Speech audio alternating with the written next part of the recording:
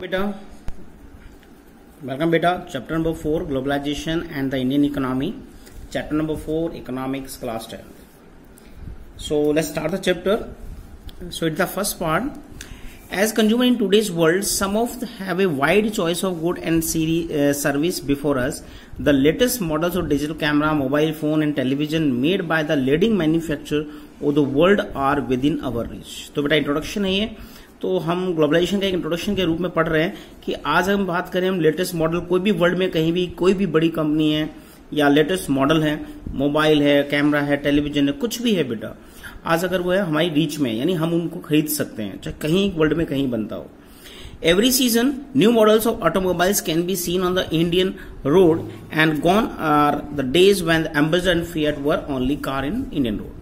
तो पहले इंडिया में दो बड़ी कार होती है एम्बेसडर फिएट बेटा अगर 20-30 साल पहले की बात करें बट आज वर्ल्ड की जितनी बड़ी कंपनी सारी कार आपको इंडियन रोड्स पे दिखती हैं today Indians are buying car produce by nearly all the top companies world की जितनी बड़ी कंपनी है टोयोटा है वॉक्सवैगन है जितनी बड़ी कंपनीज है मॉर्फिगेराज है हर कंपनी की आज गाड़ियां इंडिया में खरीद सकते हैं लोग a similar explosion of brands can be seen in many other goods तो ऐसा कार में नहीं आपके चाहे कपड़ों की हो चाहे किसी खाने की कैसी भी कोई कंपनी बेटा हर एक में आपको ये मिलेगा from shirt television process fruit juice सभी में आपको वर्ल्ड की सभी ब्रांडेड कंपनी आज इंडिया में मिलती हैं ठीक है तो ये कैसे पॉसिबल है तो उसका एक बड़ा रीजन आता है दैट इज ग्लोबलाइजेशन चलिए such wide ranging choice of goods in our market in relatively recent phenomena तो आज ये रिसेंट ही है बेटा 20 साल में ऐसा हुआ है नहीं तो इससे पहले हम ब्रांड नेम को ही प्रोडक्ट बोलते थे मैं आपको एग्जांपल देता हूं अगर 20 साल पहले की बात करें तो अगर टूथपेस्ट कोई लेने जाता तो ये कहता था कोलगेट दे दो ठीक है ये रियलिटी है बेटा और अगर मैं बाथिंग सॉप खरीदना है तो लोग ही कहते हैं सर लक्स देना कोई सा राइट तो ब्रांड ही कहीं ना कहीं प्रोडक्ट का नाम की तरह यूज इतने कम ब्रांड होते थे बेटा ठीक है बट आज ऐसा नहीं आज वैरायटी बहुत है You would not have found such a wide variety of good in Indian market even 2 decades. यानी 20 साल पहले ऐसा कुछ नहीं था बेटा. In a matter of year, our market have been transformed. तो इन 20 साल में हमारा मार्केट बहुत तेजी से बदला है बेटा, right? How do we understand these rapid transformation? What are the factors that are bringing about these changes, and how are these changes affecting the life of the people? We shall dwell on these questions this chapter.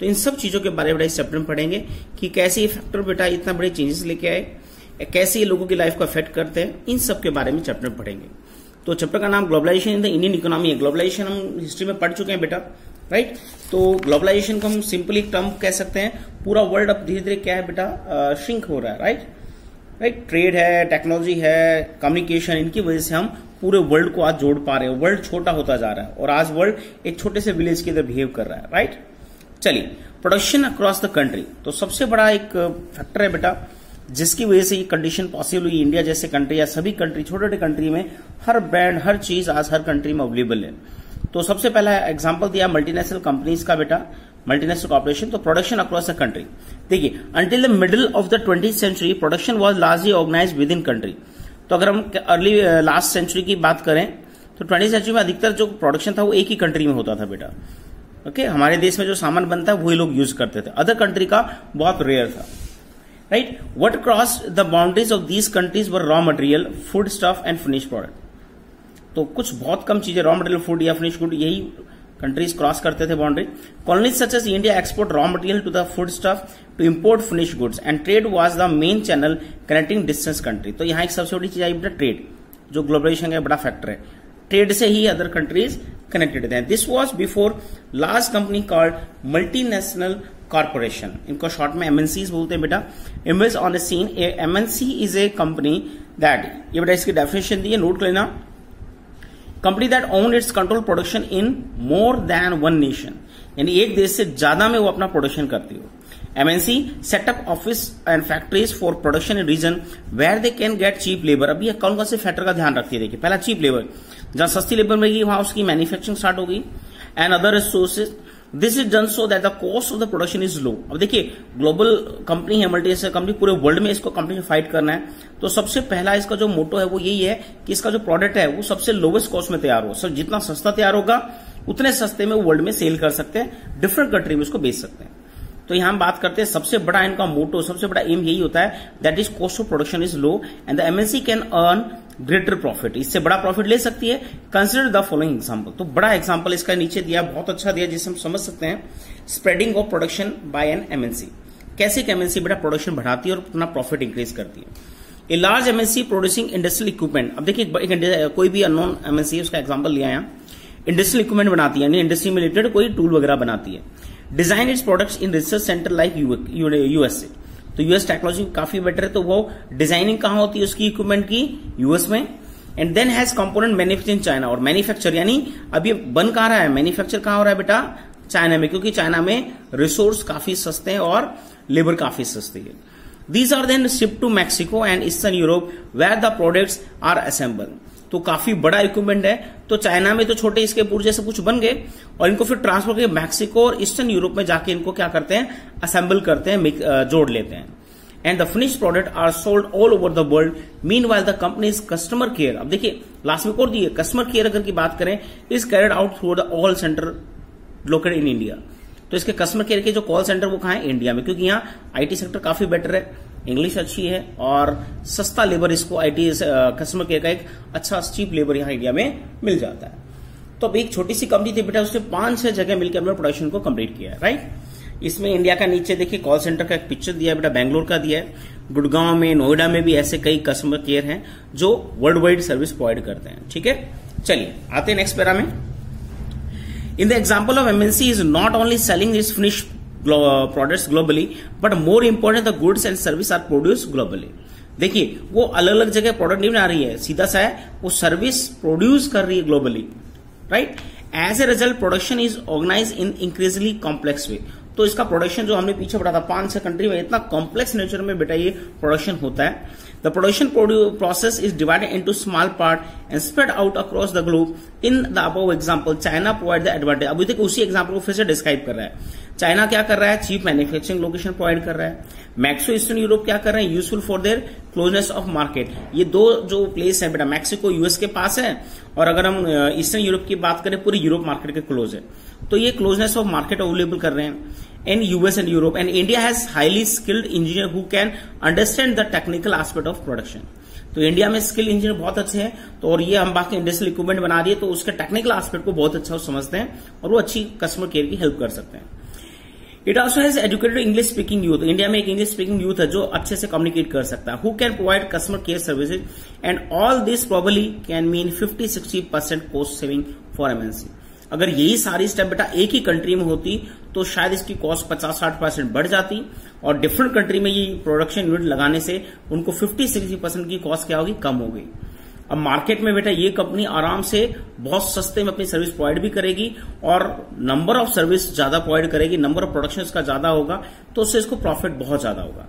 The advantage of spreading out production across the border to the multinational can be truly immense, तो इसका बहुत बड़ा impact पड़ता है बेटा। चलिए अब आते हैं बेटा एमएनसी का एक बहुत इंपॉर्टेंट क्वेश्चन है, सीबीएसई के रिगार्डिंग काफी इंपॉर्टेंट है, बहुत बार आता है और एनटीएससी में भी इसके कई क्वेश्चंस आते हैं। That is interlinking production across country, तो अक्रॉस कंट्री डिफरेंट कंट्रीज में प्रोडक्शन कैसे इंटरलिंक होता है बेटा। देखिए यहाँ 2-3 टर्म है फर्स्ट टॉपिक में। In general MNC setup production where it is close to market, तो एमएनसी कहां प्रोडक्शन लगाएगी, जहां मार्केट पास हो। Where there is a skill and unskill labour, skill unskill दोनों टाइप की लेबर मिल जाए लो कॉस्ट में, स्किल भी चाहिए अनस्किल दोनों टाइप की लेबर चाहिए, right. And where the availability of other factor production is assured, और दूसरे फैक्टर भी वहां इजी अवेलेबल हो। In addition MNC might took for government policies, दूसरा एक और फैक्टर है जो गवर्नमेंट पॉलिसी वो भी बेटा कई बार इफेक्ट करती है।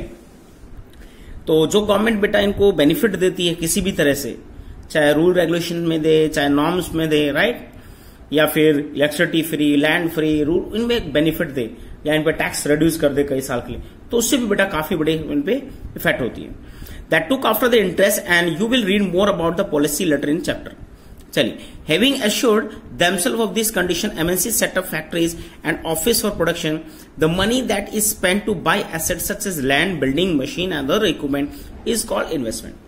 अब तो बेटा जी कि एमएनसी की जब इंडस्ट्री कहीं लगती है, प्रोडक्शन यूनिट लगती है, तो सबसे ज्यादा इन्वेस्ट करती है वहां। जैसे इंडिया में कोई बड़ी कंपनी लगी तो अपने देश से क्या लाएगी, वो इन्वेस्टमेंट लाएगी, पैसा लाएगी, और यहाँ पे क्या करेगी, लैंड खरीदेगी, बिल्डिंग बनाएगी, मशीन लगाएगी और अदर इक्विपमेंट खरीदेगी। तो इसको क्या बोलते हैं हम, इन्वेस्टमेंट। क्या बोलते हैं इसे हम, इन्वेस्टमेंट, कहीं पैसा लगाना। Investment made by MNC is called foreign investment. तो एमएनसी ये बाहर की मल्टीनेशनल कंपनी है, तो वो बाहर से पैसा लाई है, तो इसको फॉरेन इन्वेस्टमेंट बोलेंगे। क्या बोलेंगे? Foreign investment.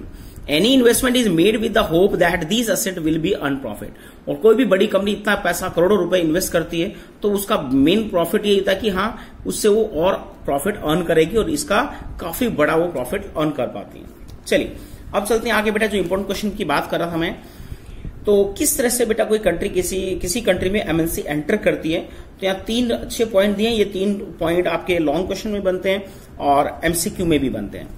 देखिए पहला, at times MNC setup production jointly. पहला तरीका है बेटा jointly with some of the total local companies of this country. तो पहला है, प्लीज को याद रखना, ये फर्स्ट तरीका है किसी एमएनसी का किसी कंट्री में एंटर होने का। वो ज्वाइंटली अपना किसी कंपनी से ज्वाइंट हो जाती है। जैसे Maruti and Suzuki, Maruti Japan की थी, सुजुकी मारुति इंडिया की थी और सुजुकी जापान की थी। ठीक है, ऐसे हीरो होंडा है, होंडा जापान की थी, हीरो साइकिल इंडिया में बना दी, दोनों मिलकर मोटरसाइकिल यूनिट लगाई, मारुति सुजुकी ने कार की यूनिट लगाई। तो ऐसे बेटा ज्वाइंट सेक्टर बना के भी कई एमएनसी किसी कंट्री में एंटर करती हैं।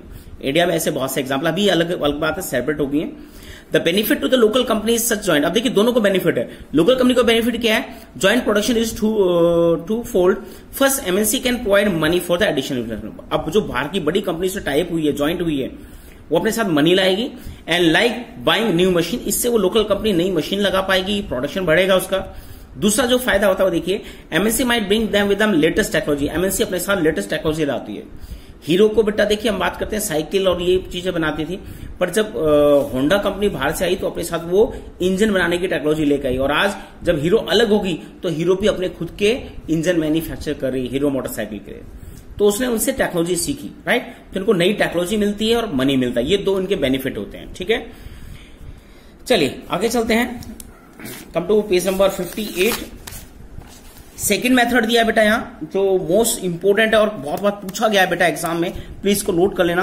बट द मोस्ट कॉमन, इसी वर्ड से पूछा जाएगा, but the most common route, सबसे मेन रूट, सबसे छोटा तरीका क्या है किसी एमएनसी का किसी देश में एंट्री करने का?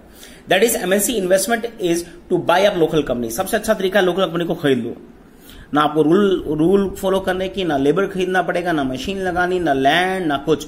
आप किसी भी लोकल कंपनी को खरीद लो and then to expand production. उसके बाद अपना प्रोडक्शन बढ़ाना शुरू कर दो। यहां एग्जांपल दिया जो कई बार पूछा भी जाता है, MNC with huge wealth can quite easily to जो। और बड़ी जो कंपनी जो बहुत करोड़पति अरबपति हैं, बड़ी मिलियनर कंपनीज हैं, वो इसको बहुत इजिली कर पाती हैं। To take an example, Cargill foods, a very large American MNC, ये अमेरिका की एमएनसी है कारगिल फूड, इसको नोट कर लेना बेटा। Has brought over the smaller Indian company such as Prakash food. ये बेटा इंडिया की छोटी सी कंपनी थी प्रकाश फूड। ये देखिए Prakash food has built a large marketing network in the various part of India. इसका काफी बड़ा मार्केट था इंडिया में। Where is brand was well reputed, इसका ब्रांड भी काफी फेमस था इंडिया में Prakash food. Where is brand was well reputed. Also Prakash food had 4 oil refinery, इसकी 4 ऑयल रिफाइनरीज थी। whose control have now shifted to Cargill. जैसे इसने परचेज किया तो इन ऑयल का कंट्रोल किस वक्त कारगिल के पास चला गया। And Kargil is now the largest producer of edible oil in India. और अब देखिए सीधा कारगिल ने इसको जब खरीदा बेटा, छोटी कंपनी प्रकाश को, अब कारगिल इंडिया में सबसे बड़ी एडिबल ऑयल बनाने वाली कंपनी बन गई with a capacity to make 5 million pouch daily. 5 million pouch ये रोज बना सकती है। तो ये प्लीज एग्जांपल याद रखना, कारगिल ने किसको खरीदा? प्रकाश को। कारगिल कहां की कंपनी थी? यूएस अमेरिका की। और सबसे बड़ा जो क्वेश्चन बनता है हमेशा मोस्ट कॉमन रूट पूछा जाता है, वो है बेटा लोकल कंपनी को बाई करना, खरीद लेना। ठीक है, आते थर्ड फैक्टर बेटा, काफी ये थोड़ा डिफरेंट है, जरा ध्यान से देखना। In fact many of the top MNC have wealth exceeding the entire budget of the developing country. अब देखिए कुछ एमएनसी ऐसी इनका वेल्थ इतनी ज्यादा है जो डेवलपिंग कंट्री के टोटल बजट से भी ऊपर है। ठीक है, जैसे अमेजन कंपनी की बात करें तो उसके नीचे बेटा बहुत से कंट्री जिनका बजट नहीं जितना अकेली वो कंपनी कमाती है। with such enormous wealth, imagine the power of influence of this company। ये एमएनसी कितना इन्फ्लुएंस कर सकती है किसी देश को, सोच सकते हैं हम। देखिए तीसरा फैक्टर दिया है कैसे एक एमएनसी एंटर करती है। There are another way in which the MNC control production. Large MNCs developed countries place order for production with small producers। अब वो छोटे प्रोड्यूसर किसी छोटे कंट्री में ऑर्डर दे सकती है बेटा। ये सबसे एक और तरीका है, बढ़िया है, यूएस की बड़ी कंपनी करती है। फॉर एग्जांपल इंडिया की बात करते हैं बेटा, इंडिया में पोलो टी शर्ट बनती है हैदराबाद में, और पोलो कंपनी यूएस की है। यहाँ पे छोटी कंपनी क्या है, टी शर्ट बनाती है, उसको एक्सपोर्ट करती है, वहां पे यूरोप में सेल करती है। यूरोप में इसका टैगिंग होती है और उसकी मार्केटिंग होती है, और उसके बाद वो बड़े बड़े शोरूम, इवन इंडिया के दिल्ली के बड़े शोरूम में आके वही टी शर्ट कई हजार की बिकती है, जो यहाँ पे शायद 100-150 रुपए या 100 से भी कम में बनती है। सोचो 4000 रुपए की वो बिक जाती है। ठीक है, तो ऐसा बहुत सा प्रोडक्शन है। जींस की भी हम बात करें, जींस मार्केट ऐसा ही बेटा, जींस की प्रोडक्शन कॉस्ट बहुत कम है बेटा, 80, 90, 100 रुपीज के आसपास जींस बनती है। बट जब कंपनी उसको परचेज करती है रॉ मटेरियल को और फिर उसको टैग लगा के बड़े हैवी रेट में उसको सेल करती है। तो ये एमएनसी का एक दूसरा तरीका, किसी भी डेवलपिंग या पुअर कंट्री में वो ऑर्डर प्लेस करती है, ऑर्डर देके वो सस्ते में सामान वहां से परचेज करती है, अपने कंट्री में लाके इसको पैकेजिंग और टैगिंग करती है और उसको वर्ल्ड वाइड सेल करती है। देखिए इसमें एग्जांपल नीचे वही दिए, लगभग मिलते जुलते। पहला दिया गारमेंट, कपड़ों की इंडस्ट्री है, फुटवेयर्स हैं, स्पोर्ट्स आइटम है, are example of industries where production is carried out by large number of the small producer around the world. यहां बेटा देखिए स्पोर्ट आइटम का फिर से डिस्कस करूंगा मैं। पाकिस्तान में वर्ल्ड के सबसे ज्यादा ग्लव्स वगैरह बनते हैं, पर रिबॉक बड़ी बड़ी कंपनीज यहां से उसको रॉ मटेरियल को खरीद लेती है बनाया और फिर टैगिंग करके उसको वर्ल्ड में हैवी रेट में सेल करती है। ठीक है, चलिए चलते हैं आगे, इसका एंड करते हैं टॉपिक का बेटा। So the products are supplied to the MNC which then sell their under their own brand। अब वो अपने ब्रांड से बेचेंगे उसे, name to the customer and these large MNC have tremendous power to determine price। अब वो price अपने हिसाब से वसूलती है। मैंने बताया ना 100 रुपए की जींस या 100 रुपए की टी शर्ट है, वो 4000, 5000 की भी वो बेच सकती है अपने ब्रांड के साथ। तो quality delivered and labour conditions for this distance producer. So thus we see that there are a variety of ways in which the MNC are spreading their production and interacting with local producer in various countries across the globe, and by the setting up partnership with the local companies, by using the local companies for supplies, by closely competing with the local companies or buying them, MNC are exerting a strong influence on production of the distance location। तो पूरे world की different location को बेटा कहीं ना कहीं influence करती है MNC। As a result production in these widely depressed locations in getting interlinked.